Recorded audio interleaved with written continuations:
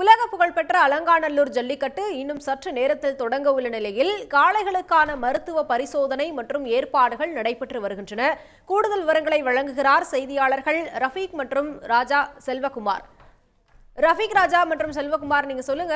இப்போ அலங்காநல்லூர் ஜல்லிக்கட்டு இன்னும் சற்று நேரத்தில் தொடங்க இருக்கு. காளைகளுக்கான மருத்துவ பரிசோதனை தொடங்க இருப்பதாகவும் சொல்லப்படுது.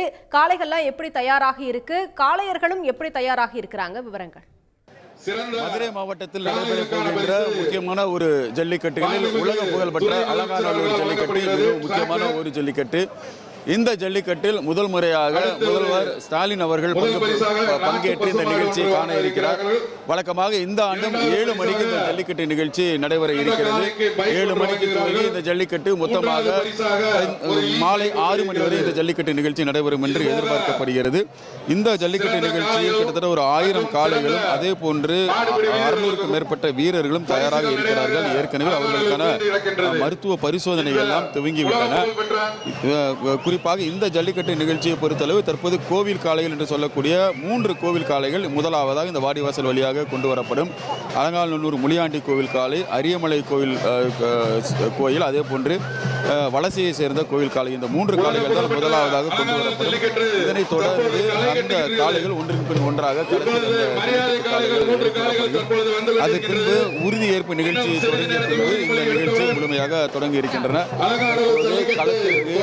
கோவில் காளைகள் நிகழ்ச்சிகள் அழைத்து வரப்படுகின்றன. மேலதாளங்களோடு இந்த கோவில் காளைகள் இந்த நிகழ்வுக்கு கொண்டு வரப்படுகிறது. அது மட்டுமல்ல, இந்த நிகழ்ச்சியில் வெற்றி பெறக்கூடிய அந்த சிறந்த காளை வளர்ப்பவராக இருந்தாலும் அதே போன்று சிறந்த மாடுபிடி வீரராக இருந்தாலும் அவர்களுக்கு கார் மற்றும் டிராக்டர்கள் பரிசாக வழங்கப்பட இருக்கின்றன.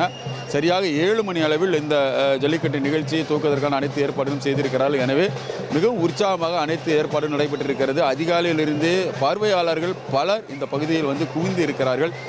இந்த நிகழ்ச்சியை தொடர்ந்து கண்காணிப்பதற்கான போலீசார் கிட்டத்தட்ட 3000க்கும் அதிகமான போலீசார் களத்தில் வந்திருக்கிறார்கள். அவர்களும் முழுமையான ஒரு பாதுகாப்பு ஏற்பாடுகள் செய்யப்பட்டிருக்கின்றன. சரியாக இந்த ஜல்லிக்கட்டு நிகழ்ச்சிகள் துவங்கிய பின்பு ஒன்றின் பின் ஒன்றாக, அதாவது 3 நாட்கள் தொடர்ந்து நடைபெற்ற இந்த ஜல்லிக்கட்டினுடைய இறுதி ஜல்லிக்கட்டு நிகழ்ச்சியாக இந்த நிகழ்ச்சி நடைபெற இருக்கிறது. எனவே உற்சாகம் பொங்குவது கரை புரண்டு இந்த பகுதி முழுவதுமாக ஓடிக்கொண்டிருக்கிறது. வீரர்கள் தற்போது ஜல்லிக்கட்டு காளைகளையும் எதிர்பார்த்து காத்துக் கொண்டிருக்கிறார்கள். செல்வகுமார், நீங்கள் இணைப்பில் காத்திருக்கலாம். அடுத்தபடியாக ரஃபீக் ராஜாவிடம் போலாம். ரஃபீக் ராஜா, அலங்காநல்லூர் ஜல்லிக்கட்டு இன்னும் சற்று நேரத்தில் தொடங்க இருக்குது. காளைகளுக்கான மருத்துவ பரிசோதனை தொடங்கி இருப்பதாக சொல்றாங்க. காளைகளை எப்படி தயார்படுத்தி வர்றாங்க? எத்தனை மாடுபிடி வீரர்கள் இப்ப களத்தில் இருக்க போறாங்க? நிச்சயமாக அலங்காநல்லூர் ஜல்லிக்கட்டு போட்டி இன்னும் சற்று நேரத்தில் துவங்க உள்ளது. இந்த ஜல்லிக்கட்டு போட்டியினுடைய கதாநாயகனாக பார்க்கக்கூடிய காளைகளுக்கான மருத்துவ பரிசோதனை தான் தற்போது துவங்கி நடைபெற்று வருகிறது. குறிப்பாக காளைகளுக்கான விதிமுறைகள் என்று ஏற்கனவே தமிழக அரசு ஒரு அறிவிப்பானை வெளியிட்டிருந்தது. அதன் அடிப்படையில் தகுதி உள்ள காளைகளுக்கு மட்டும்தான் தற்போது மருத்துவ பரிசோதனை செய்து அதற்கான சான்றுகள் வழங்கப்படும். குறிப்பாக இந்த ஜல்லிக்கட்டு போட்டியில் பங்கேற்பதற்காக தமிழகம் முழுவதும் இருந்து கிட்டத்தட்ட 6000க்கும் மேற்பட்ட காளையின் உரிமையாளர்கள் தங்கள் காளைகளை ஆன்லைன் மூலம் பதிவு செய்திருந்தனர். அதில் கிட்டத்தட்ட ஒரு 1000க்கும் மேற்பட்ட காளைகள் ஏற்கனவே சோதனை செய்யப்பட்டு அதற்கான சான்றுகள் வழங்கப்பட்டிருந்தது. அந்த காளைகள் தான் தற்போது ஒவ்வொன்றாக தற்போது மருத்துவ பரிசோதனைக்கு வந்து கொண்டிருக்கின்றது. மருத்துவ பரிசோதனை செய்யக்கூடிய மருத்துவர், அதாவது தலைமை மருத்துவர் நம்மோடு இருக்கிறார். அவரிடம் கேட்கலாம். ஐயா வணக்கம். மருத்துவ பரிசோதனை நடைபெற்று இருக்கு. இந்த மருத்துவ பரிசோதனை என்பது எதன் அடிப்படையில் என்னென்ன தகுதிகளாக வைத்திருக்கீங்க? இங்கே உலக புகழ்பெற்ற அலங்காநல்லூர் ஜல்லிக்கட்டுக்கு வந்த காளைகளை நாங்கள் ஆய்வு செய்து அந்த காளைகள் உடல் தகுதி உள்ளதா, அதே போல் உயரம் 120 சென்டிமீட்டர் இருக்க வேண்டும். அதற்கு கீழ் குறைவாக உள்ள காளைகள் அனுமதிக்கப்பட மாட்டாது. அதே மாதிரி உடல் எடை 300 கிலோவுக்கு மேல் இருக்க வேண்டும். 3 வயது இருக்க வேண்டும். இந்த தகுதிகள் அடிப்படையில் பார்க்கின்றோம். அதுபோக நோய்வாய்ப்பட்ட காளைகள், உடல் சோர்வான உள்ள காளைகள், உடம்பில் காயங்கள் அதிகம் உள்ள காளைகளை நாங்கள் தகுதி நீக்கம் செய்து விடுவோம். மற்ற காளைகள் அனுமதி வழங்கப்படுகிறது. நிச்சயமாக மருத்துவர் நம்மிடம் சொன்னது போல இந்த காளைகள் என்பது கிட்டத்தட்ட 120 சென்டிமீட்டர் உயரம் இருக்க வேண்டும். 3 வயது அடைந்திருக்க வேண்டும்.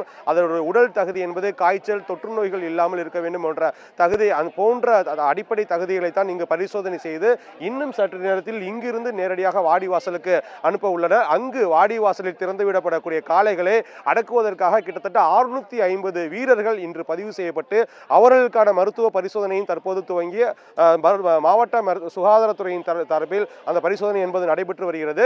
இங்கு இருந்து அனுப்பக்கூடிய காளைகளை வாடிவாசலில் அடக்குவதற்காக வீரர்களும் தயாராகி வருகின்றனர். இன்னும் சற்று நேரத்தில் இந்த ஜல்லிக்கட்டு போட்டி என்பது துவங்க உள்ளது. ஏற்கனவே நடைபெற்ற அவுனியாபுரம் பாலமேடு ஜல்லிக்கட்டு போட்டிகளில் காளைகளை அடக்கி சிறந்த பரிசுகளை பெற்றிருந்தனர்.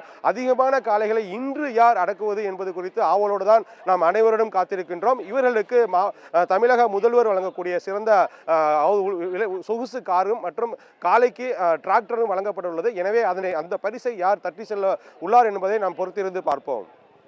உடனுக்குடன் செய்திகளை தெரிந்து கொள்ள சன் நியூஸ் பெல் ஐகானை கிளிக் பண்ணுங்க.